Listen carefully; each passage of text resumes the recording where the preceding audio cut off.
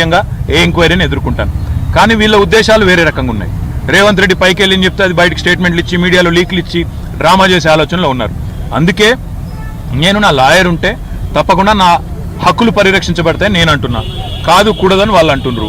మరి మా లాయర్ని తీసుకొని పోతాను, ఎందుకంటే లాయర్ ఉంటే భయపడాల్సిన అవసరం అయితే వాళ్ళకేం లేదు కదా. ఆల్రెడీ జడ్జి గారు తీర్పు రిజర్వ్ చేసి పెట్టున్నారు. ఈ డ్రామా ఎందుకు చేస్తున్నారో అర్ధగంట నుంచి నాకైతే అర్థమవుతుంది. మొదలు ఇల్లు తొడిచిపోయి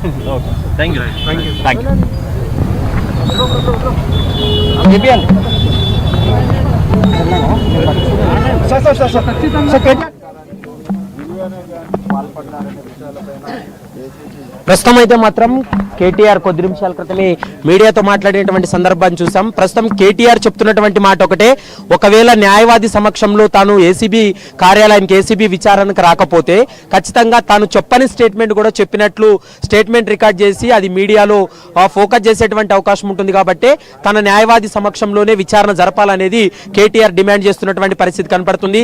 దీంతో ప్రధాన రహదారి వద్ద మాత్రమే తను ఆగిపోయినటువంటి పరిస్థితి. తనతో పాటు న్యాయవాదిని కూడా అనుమతించాలి, లేకపోతే గతంలో జరిగినటువంటి పరిణామాలు అంటే పట్నం నరేందర్ రెడ్డి ఏ విధంగా చెప్పని స్టేట్మెంట్ కూడా చెప్పినట్లు రికార్డ్ చేశారో అదే విధంగా ఏసీబీ కేసులో కూడా ఇప్పుడు ఈ ఫార్ములా కేసులో కూడా అదే విధంగా వ్యవహరిస్తారు. కాబట్టి న్యాయవాది సమక్షంలో విచారణ జరపాలనేటువంటి అంశాన్ని ప్రస్తుతం అయితే మాత్రం కేటీఆర్ డిమాండ్ చేస్తున్నటువంటి పరిస్థితి కనపడుతుంది. కానీ పోలీసులు అయితే మాత్రం న్యాయవాదిని లోపలికి అనుమతించడానికి నిరాకరిస్తున్నారు. కేవలం నోటీస్ ఇచ్చింది కేటీఆర్ కాబట్టి కేటీఆర్ మాత్రమే విచారణకు రావాలనేది పోలీసులు చెప్తున్నటువంటి మాట. మరి చూడాలి, మరికొద్ది సేపట్లోనే కేటీఆర్ విచారణకు హాజరు కాబోతున్నటువంటి నేపథ్యంలో ఏసీబీ అధికారులు న్యాయవాదిని అనుమతిస్తారా లేదా అనేది మాత్రం చూడాల్సినటువంటి అవసరం ఉంటుంది. మరోవైపు తెలంగాణ హైకోర్టులో ఈ క్వాష్ పిటిషన్ తన పైన నమోదైనటువంటి ఎఫ్ఐఆర్ ను క్వాష్ చేయాలంటూ కూడా తెలంగాణ హైకోర్టును ఆశ్రయించినటువంటి నేపథ్యంలో ఇటు ఏసీబీ యొక్క వాదనలు, మరోవైపు కేటీఆర్ వాదనల తర్వాత తీర్పును రిజర్వ్ చేసింది.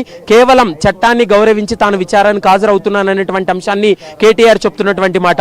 మరోవైపు కేటీఆర్ మామ రెండో సంవత్సరికం ఈ రోజు ఇంట్లో పూజలు జరుగుతున్నటువంటి నేపథ్యంలో అయినప్పటికీ కూడా తనకి నోటీసులు జారీ చేసిన వ్యక్తిగతంగా విచారణకు హాజరు కావాలనే ఉద్దేశంతో తాను విచారణకు వస్తున్నాను, కానీ న్యాయవాది సమక్షంలో విచారణ జరపాలనేది కేటీఆర్ డిమాండ్ చేస్తున్నటువంటి పరిస్థితి కనబడుతుంది. ఇంకా కేటీఆర్ అయితే మాత్రం లోపలికి అయితే మాత్రం రానటువంటి పరిస్థితి కనబడుతుంది. మరి ఏసీబీ అధికారులతో మాట్లాడిన తర్వాత పోలీసులు అనుమతిస్తారా లేదా అనేది మాత్రం చూడాల్సినటువంటి అవసరం ఉంటుంది. ఒకే విషయమే పదే పదే కేటీఆర్ చెప్పినటువంటి అంశం ఏంటంటే, తాను ఒక్కడే విచారణకు వెళ్ళినట్లయితే అక్కడ అధికారులు ఫార్ములా ఈ కార్ రేసింగ్ లో 55 కోట్ల రూపాయల వ్యవహారానికి సంబంధించి విచారణ జరిపే సమయంలో తన స్టేట్మెంట్ చెప్పని స్టేట్మెంట్ కూడా చెప్పినట్లు అందులో రికార్డ్ చేసేటువంటి అవకాశం ఉంటుంది. కాబట్టి న్యాయవాదిని అనుమతించాలనేటువంటి అంశాన్ని ప్రధానంగా కేటీఆర్ డిమాండ్ చేస్తున్నాడు. మరి చూడాలి ఏసీబీ అధికారులు ఎలాంటి నిర్ణయం తీసుకోబోతున్నారనేది మాత్రం చూడాల్సినటువంటి అవసరం ఉంటుంది. Thank you Praveen. రాష్ట్ర ప్రజలను డైవర్షన్ గేమ్ లో మరి బిజీగా ఉంచాలనేది రేవంత్ రెడ్డి గారి ప్రయత్నం. నేను మా కార్యకర్తలకు, నాయకులకు, రైతులకు కూడా చేసే విజ్ఞప్తి, ఈ కేసులో ఏమీ లేదు, దీనివల్ల రేవంత్ రెడ్డి గారు సాధించేది ఏమీ లేదు. మా ఇంటి మీద రైడ్లు చేసుకున్నా, ఇంకోటి చేసుకున్నా ఆయన సాధించేది ఏం లేదు.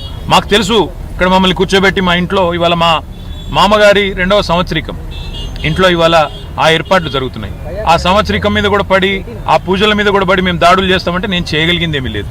నేను అనేదల్లా ఒకటే, నేను చట్టాన్ని గౌరవించే పౌరుడిగా బాధ్యతగా వాళ్ళు పిలిచారు, నేను వచ్చాను. నిజాన్ని నాకు రావాల్సిన అవసరం లేదు, ఎందుకంటే కోర్టులో తీర్పు రిజర్వ్ అయ్యి ఉంది. నేను చెప్పొచ్చు, లెటర్ రాయొచ్చు, కోర్టులో ఉంది, కోర్టు తేల్చిన తర్వాత వస్తానని తప్పించుకోవచ్చు. నేను తప్పించుకోదలుచుకోలేదు, నేనే తప్పు చేయలేదు, తప్పకుండా నిజాయితీగా ఉన్నాను కాబట్టి ధైర్యంగా వచ్చాను. మరి వీళ్ళు లాయర్ను నా పక్కన కూర్చోబెట్టుకుంటానంటే వీళ్ళకెందుకు భయమో నాకు అర్థమవుతలేదు.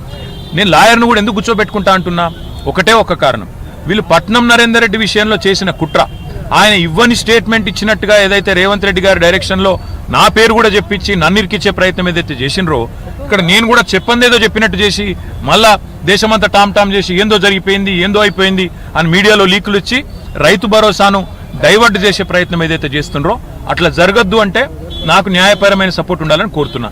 ఇలా దాపరికమే ఉంది, నాకు అర్థం కాదు. వాళ్ళకి భయం ఎందుకు? నా పక్కన లాయర్ ఉంటే, లాయర్ ఆయన ఏం చేయలేడు కదా, ఇంటాడు అంతే కదా. మరి దానికి వాళ్ళు ఎందుకు భయపడుతున్నారో ఎందుకు